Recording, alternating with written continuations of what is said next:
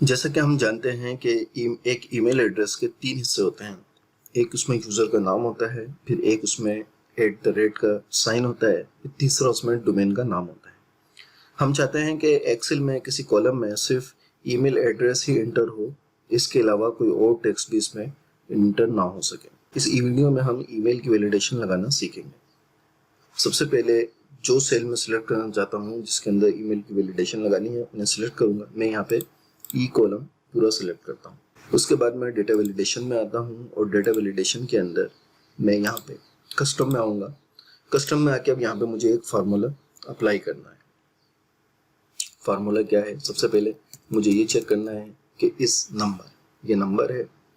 Number के बाद number में इसको मैच कराना है हमें एक पैटर्न। मैच में हम यहाँ पे लेंगे स्टार। स्टार के बाद हम लेते हैं @ का साइन, फिर हम लेंगे स्टार।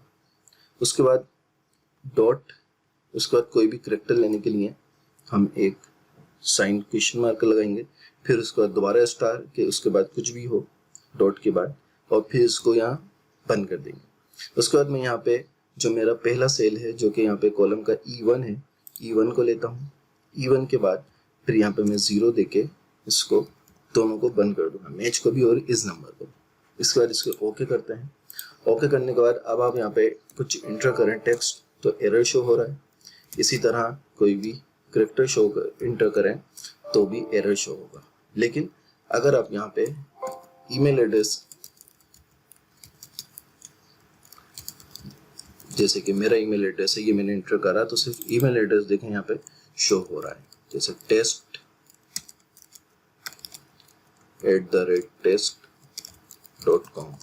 ठीक है, तो ईमेल एड्रेस जो है वो इंटर्स हो रहे हैं, लेकिन कोई भी करेक्टर या कोई भी टेक्स्ट वगैरह इसमें इंटर नहीं होगा। तो ये बहुत ज़्यादा इस्तेमाल वहाँ पे होगा जहाँ ई मार्केटिंग वगैरह करने के लिए या लोगों का न्यूज़लेटर वगैरह भेजने के लिए आपके पास एक ईमेल की लिस्ट हो, तो उसके लिए बहुत यूजफुल वैलिडेशन है।